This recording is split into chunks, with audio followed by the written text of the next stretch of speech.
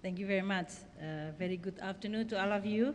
My dear friend, Furusawa-san, the Deputy Managing Director of the IMF, Vitor Gaspar, Director of Fiscal Affairs Department from the IMF, all my other colleague friends from the IMF, which I don't see here.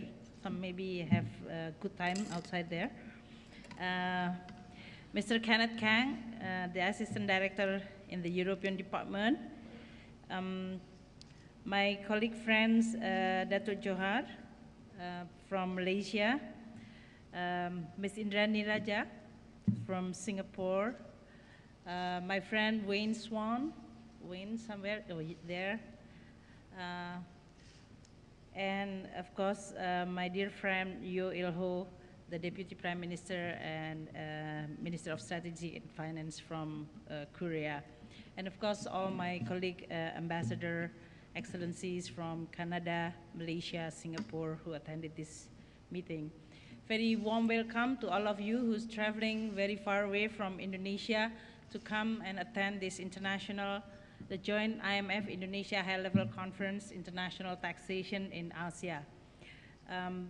Before I start with my speech, I would like to express my appreciation, especially for our team, that is Ministry of Finance team, as well as the IMF team who jointly organized this excellent meeting. I know that this has been planned very long and quite meticulous, and I do hope that we are going to have a very productive and quality of discussion in this 1.5 days.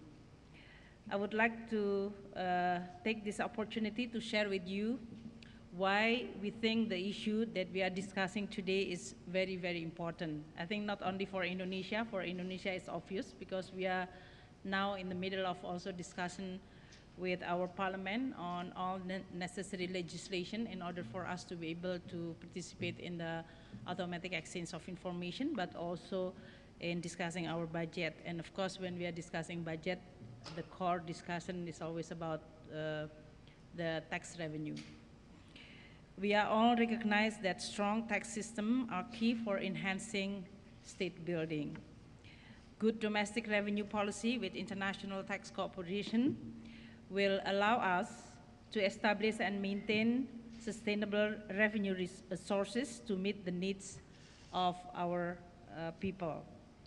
It is clear that strengthening domestic resource mobilization, which is mentioned repeatedly by Furusawa-san, is essential. Providing government with sustainable revenue sources will allow them to finance the 2030 Sustainable Development Goals, as well as other domestic needs for development goal, which is outlined by any leaders elected by their people. For Indonesia, this is definitely very true. In order for us to be able to continue to reduce poverty, addressing the issue of inequality, building infrastructure, investing in human capital, and of course, creating more prosperity for all. However, strengthening domestic resource mobilization is not only about raising more revenue for government, but importantly, well-designed tax system can promote inclusiveness, encourage better governance, promote investment and job creation, and align with society's view on appropriate income and wealth distribution, as well as promoting social justice. This conference, therefore, will provide a forum for policymakers to come together and discuss issues including the importance of international tax reforms. Ladies and gentlemen, globalization and deeper interregional integrations means that we need new rules and cooperation around international tax challenges. The past few decades have been a time of profound change for our economies, presenting both opportunity as well as challenges. Cooperation among countries will benefit members as capital and manpower more rapidly flow between and among countries in the world. As a result of globalization, business activity have also changed. An increased number of companies operate in the digital space, allowing them to manipulate the residencies for tax purposes. In addition, aggressive tax planning is now a part of multinational enterprise core business. So gaps in domestic tax system have created opportunity for enterprises and even high wealth individuals to exploit. And this is not good. This is not good not only for the tax revenue, but definitely not good for injuring or damaging the sense of justice. And I now come back to Indonesia, I can feel that this is maybe the most important feeling that need to be addressed, not only here in Indonesia. I saw the G20 leaders just met last week, and those issue is becoming the most important issue which is in the mind of many leaders. Corporations have been able to take advantage of those loopholes to undertake aggressive tax planning and implementing transfer pricing to minimize their tax liability, or in some cases, even pay no tax at all. If companies do not pay tax in a country where their income was generated, government revenue are definitely lower than they should be. We need revenue to fund hospitals, schools, basic infrastructure projects, which are vitally important to our economic development and reducing inequality. With lower than expected revenue, the burden to fund these services is either shifted to other sources of revenue, reducing spending on growth-enhancing public investment, or both. Tax avoidance also puts our local and small businesses who do comply with their tax obligation at a competitive disadvantage. We need to encourage, not hinder, the development of small and medium enterprises who are the backbone of our economy and job creation. It is important that we work together to revisit the old rules and develop new ones that are better and fit with the modern world and suitable to satisfy the sense of justice among countries. We need to work together to develop a solution that works for all of us. Indonesia, we face domestic resource mobilization challenges, and we are working hard to improve the outlook. Currently, Indonesia tax to GDP ratio is only around 10.3%. For me, as a Minister of Finance, it's really hard to defend here domestically, not to mention internationally. Having my previous job as the Managing Director of the World Bank, I can assure that it's really hard to swallow for me to see that Indonesia is only collecting 10.3% of GDP in a tax revenue. It is low and it is unacceptable. The government of Indonesia is expecting to increase tax ratio to 16% of GDP by 2019. It's a very ambitious target, and I know my colleague from both World Bank and IMF say it is impossible. So it is a challenge, but I'm sure I love the challenge. If it is not, then I'd rather stay in the World Bank and do my own job. The policy and administration reform are necessary to close the gap. On the policy fronts, the government is proposing to change a number of tax laws, including the VAT, income tax, and general tax provision and procedure. In addition, the government has recently completed an ambitious tax amnesty program. The aim of the tax amnesty program was to broaden the tax base, provide a comprehensive and integrated tax database, and increase voluntary compliance.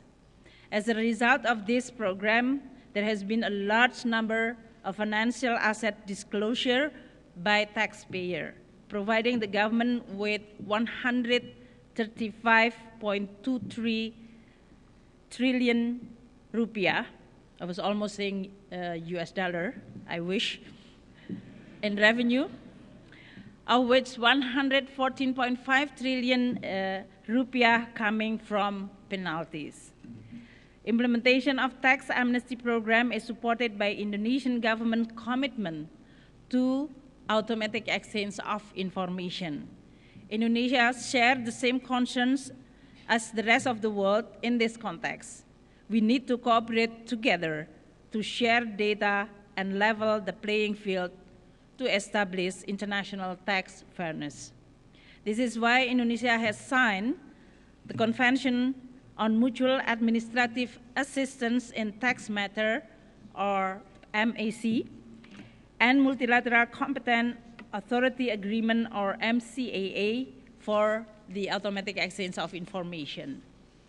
Under AEOI, Indonesia has an obligation to collect data from financial institutions and to exchange this information with partner countries starting in September 2018.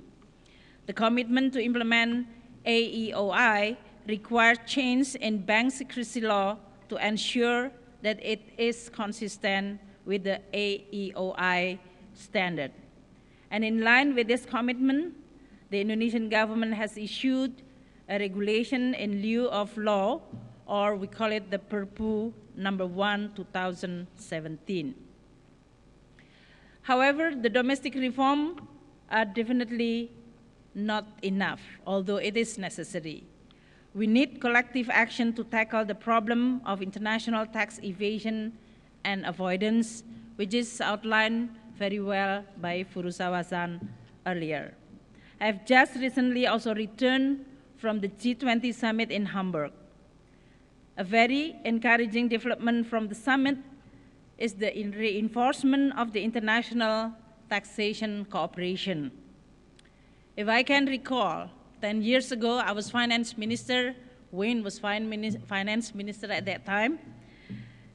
At that time, 10 years ago, when we talk about increasing state revenue, and especially in trying to pursuing taxpayers who allegedly avoided tax, it was considered as your own internal domestic affair. It's your own problem.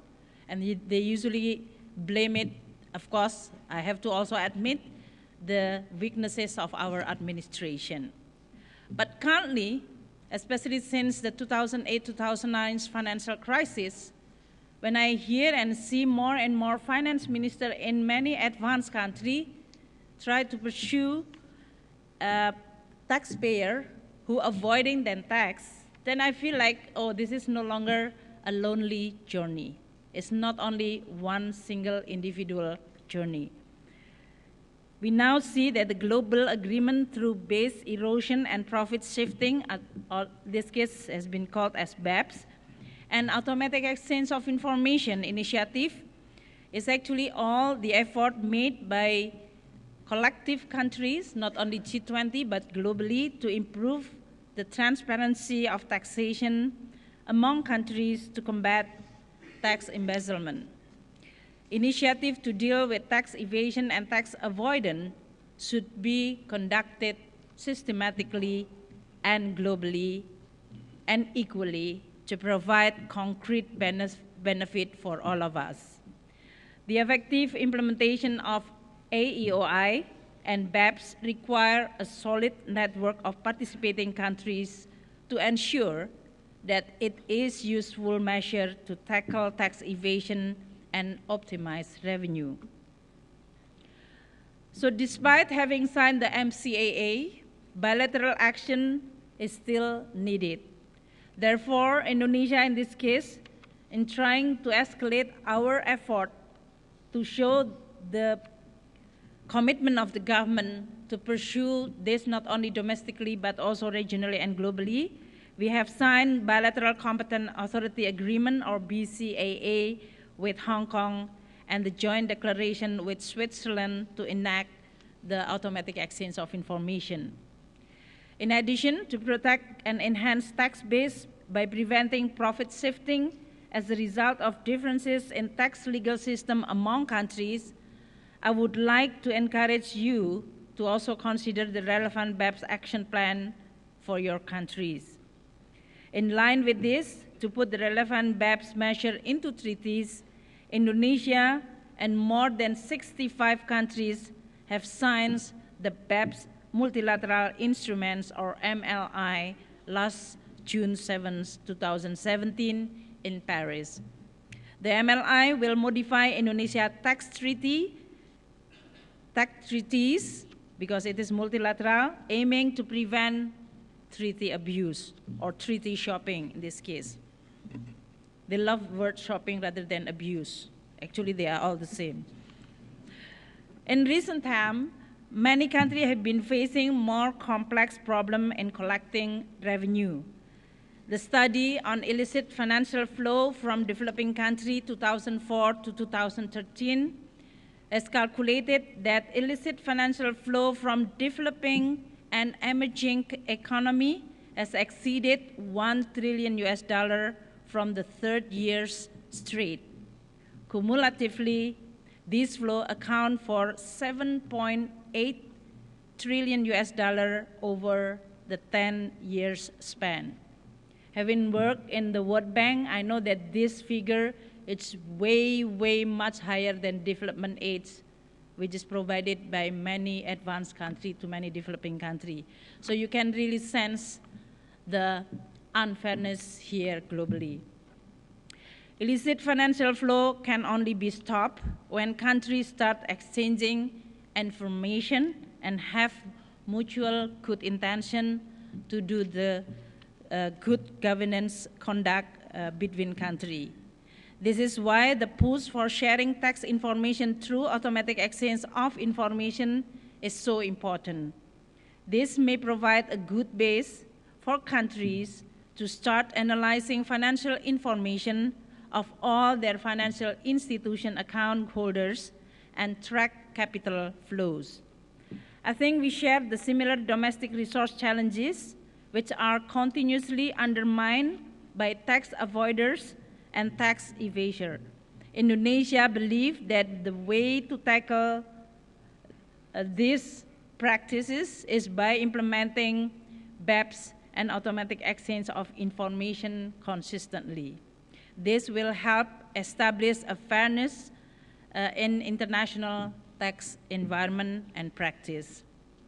Ladies and gentlemen, it is clear that international tax policy cooperation is critical in the increasingly interconnected world that we live in. Without cooperation and information sharing, we are undermining each other, and I do believe in this kind of environment, nobody wins. I would like to encourage other countries which have not yet implemented BEPS and automatic exchange of information to start thinking of using these tools to create a fairer and more level playing field. And in the end, this will optimize our domestic resource mobilization. We definitely can help each other by building understanding and strengthening our regional cooperation by conducting a capacity building and knowledge sharing program like this event. So I really appreciate the IMF who actually take this topic and hosted this conference here in Indonesia. And I also extremely pleased because this has been done within the context of voyage to Indonesia.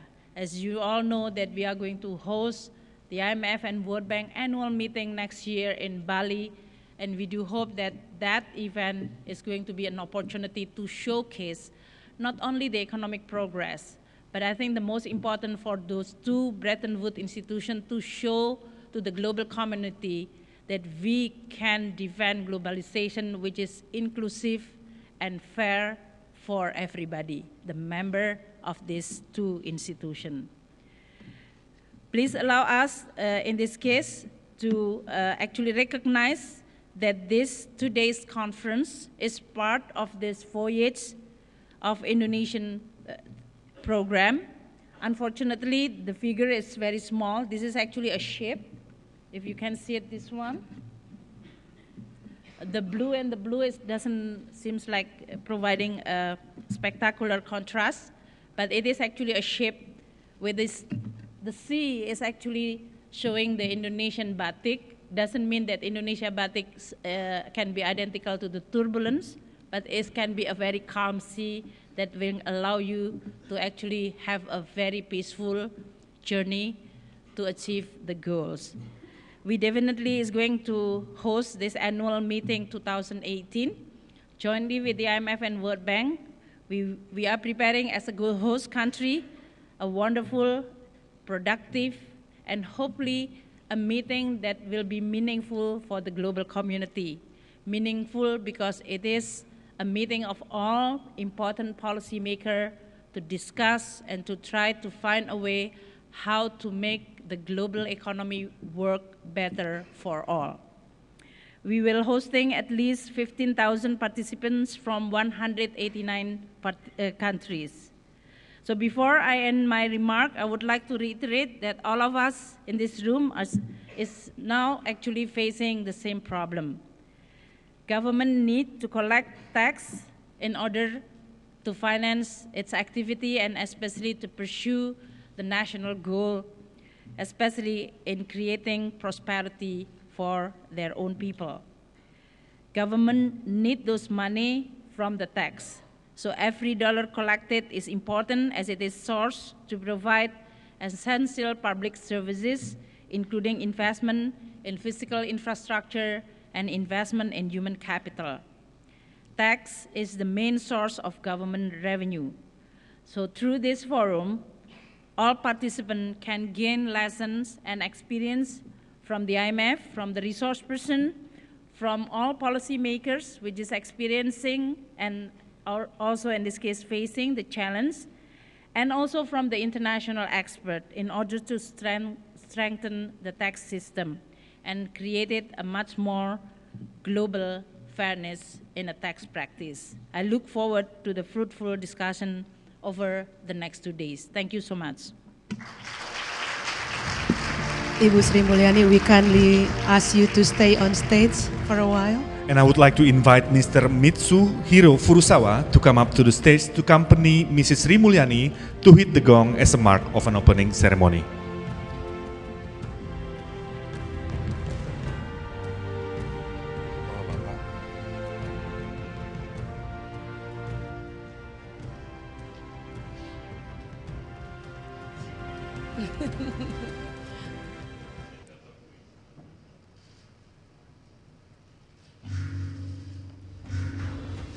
Let's give a big applause for the opening of the International Tax Conference 2017.